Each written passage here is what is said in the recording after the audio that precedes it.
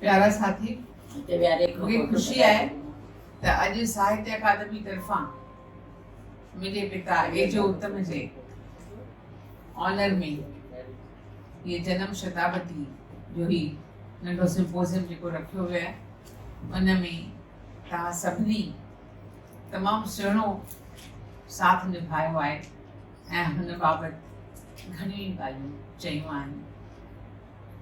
मां तव्हांखे ॿुधाईंदसि कि उहे ॻाल्हियूं जेके असांजो पंहिंजो शख़्सी आहिनि, यानी मूंखे चयो आहे त पंहिंजी यादगिरियुनि बाबति पंहिंजे डैडी बाबति ॿुधाइजांइ।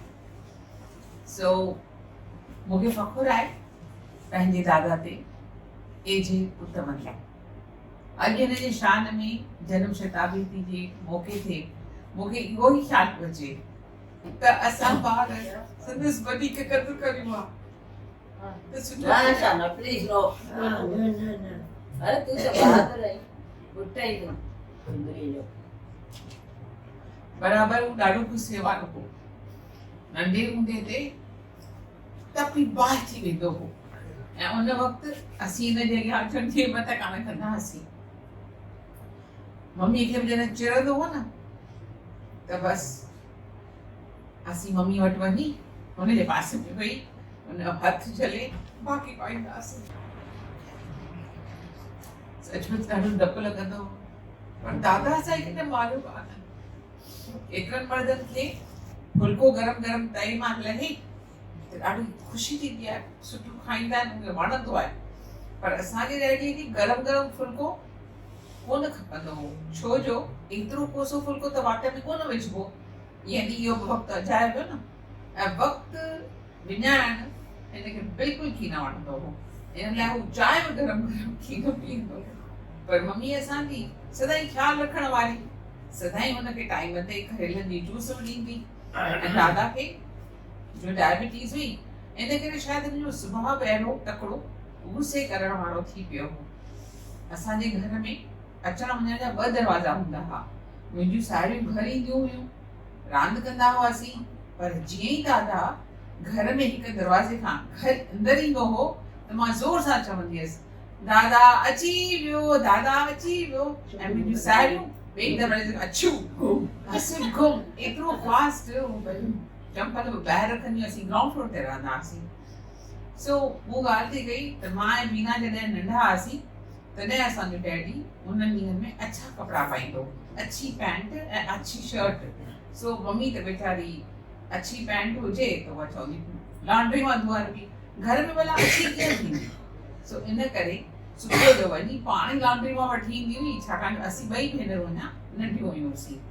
आख़िर कॾहिं जे पैंट विसरी वई त बसि हुन ते वरी घमसां। नेठ कंहिं दोस्त सलाह ॾिनसि त रंगीन पैंट पाइणु शुरू कर, इहे शाहूकार जा आहिनि, अच्छा कपिड़ा शाहूकार पाईंदा आहिनि। तॾहिं हुनखे इहो पैंट पंहिंजी अच्छी पैंट पाइणु छॾियईं ऐं मम्मीअ खे राहत मिली।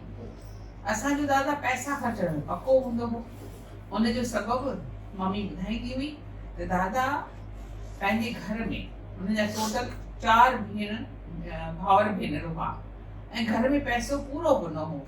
ईअं चइजे त शायदि गुरबत हुई ऐं ज़िंदगी ईअं ई गुज़री हुई।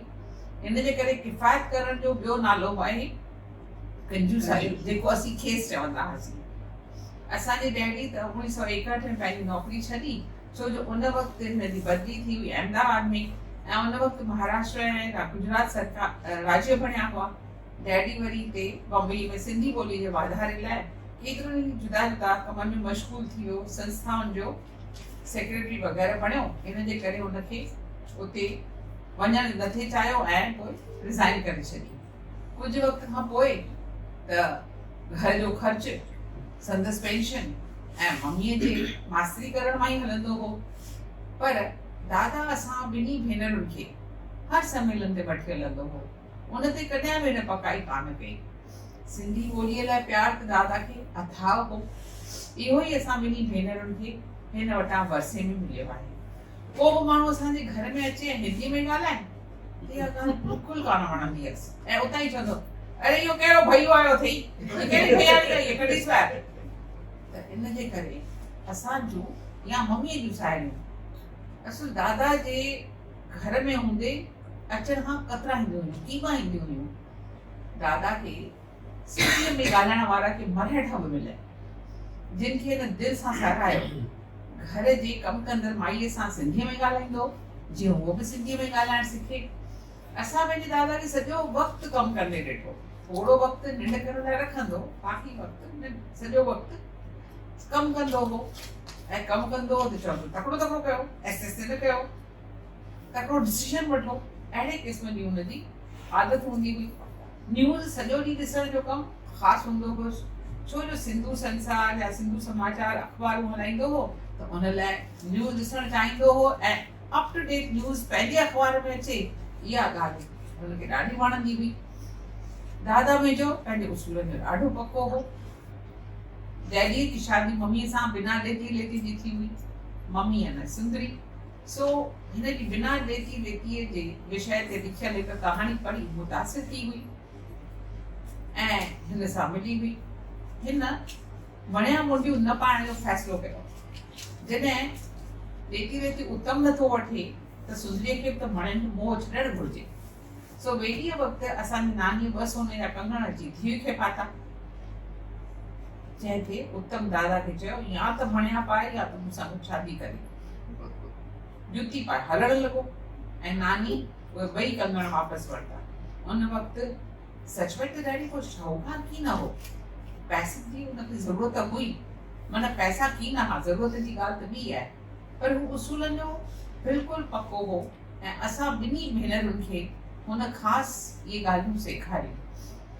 हिकिड़ी ॿी ॻाल्हि कंदसि त मुंहिंजी भेण जी शादी यानी बीना जी शादी थिए थी, त उते हुनखे महाराज चयो त हाणे तूं ही कन्यादान थो करी, इहे हथ ॾे जेके बि थींदियूं आहिनि रीतियूं रस्मूं। त हुनखे चई ॻाल्हि ॿुध महाराज, मां कन्यादान कान थो करियां। पंहिंजे मुंहिंजे नारीअ खे चई, पंहिंजे हस्बैंड खे, पंहिंजे नाठीअ खे, ॿुध मुंहिंजी धीअ पुटनि समान, मां कन्यादान कान थो करियां तोखे। सो हिननि ॻाल्हियुनि में हुनजो विश्वास ई कोन हूंदो हो। इहे हमेशह पंहिंजी ॻाल्हि तमामु प्यार सां असांखे ॿुधाईंदो हो, कंदो हो, पर सचमुच हुन इन ॻाल्हि जो मां एतिरो बिज़ी हूंदो हो डैडी पंहिंजनि कमनि में, जो असांजे मथां ऐं असीं वरी होशियारु हुआसीं पढ़ण करण में, मां ऐं बीना, त उन कॾहिं असांखे पाढ़ण जी ख़ासि अहिड़ी का ज़रूरत ई कान पवंदी हुई। पर असां जॾहिं MA पे कई या मूं MA कई हुई सिंधीअ में, त डैडी कॾहिं इन ॻाल्हि ते ध्यानु कोन ॾिनो त असांखे जेकॾहिं किताब कढी ॾे, कुझु पढ़ाए, कुझु करे या कीअं, न त शायदि असां मूं में बि शौक़ु अचे हा लिखण पढ़ण जो, कोन आयो आहे शायदि हिनजे करे न आयो आहे। पर असांजो डैडी जेको कमु कयो उहो मूंखे हुन ॻाल्हि जो अहसासु तॾहिं थियो जॾहिं असां साल 2000 में सिंधी साहित्य की त्रिमूर्ति इहा असां वीडियो डॉक्यूमेंट्री ठाही, जंहिंमें असां कीरत उत्तम माली टिनी खे असां कवर कयो होसीं, जंहिंमें ऑफकोर्स श्री मोहन येहाणी ऐं डॉक्टर मोती प्रकाश मूंसां गॾु हा। इहो असांजो पहिरियों दफ़ो असां पोइ गॾिजी कमु कयो होसीं, इन मयार जो, इन लेवल जो दुबई में हासिल ॾींहंनि में मां उते ई रहंदी हुअसि। त उन खां पोइ मूंखे अहसासु थियो त डैडी असांजो केतिरो न सुठो सही कमु पियो करे, पर तॾहिं बि सचमुच नंढपण में इन्हनि ॻाल्हियुनि जी ख़बर कान थी पए। अॼु जेको मां सोचां थी, जेको हुन असां में संस्कार विधा आहिनि सिंधी ॿोलीअ जे हवाले सां, उन्हनि ॾींहंनि में असांखे ॾाढो ॾुख थींदो हो, भई सभु छोकिरियूं अंग्रेजी में थियूं ॻाल्हाइनि, असांखे अंग्रेजी अचे ई नथी, असीं सिंधी मीडियम स्कूल में पिया वञूं। त चवंदो हो त वॾियूं थींदियूं तव्हांखे ख़बर पवंदी त सिंधीअ में भई सिंधी थियूं पढ़ो त तव्हांखे केतिरो फ़ाइदो थींदो। असां हमेशह हिन ॻाल्हि ते ॾाढो कैनो कॉन्वेंट स्कूल जे बारे में हमेशह घर में ॻाल्हि निकिरंदी हुई, पर ख़ैर डिसीजन्स जेके माइट वठनि था, जेके कनि था, उहे सचमुच ॿारनि जे हिसाब सां, लिहाज़ खां ज़रूरी आहिनि उन्हनि जे लाइ। ऐं अॼु असांखे माउ ऐं पीउ, मूंखे ॿिन्ही ते ॾाढो फ़ख़ुरु आहे, छाकाणि उनजे करे ई असीं ॿई भेनरूं पंहिंजी सिंधी ॿोलीअ लाइ, सिंधी जातीअ लाइ हिकु ॿिए क़िस्म जो प्रेम रखो थियूं। असीं इहो सोचूं था त असांखे पंहिंजी ॿोलीअ लाइ, जातीअ लाइ कुझु करणु खपे, छो जो we are not also read, असांखे ऑल्सो रेड कान थियणो आहे। असांजी माउ हमेशह असांखे चवंदी हुई, ऐं मूंखे लॻे थो त असीं ॿई भेनरूं उन तरह जो कमु करे रहियूं आहियूं।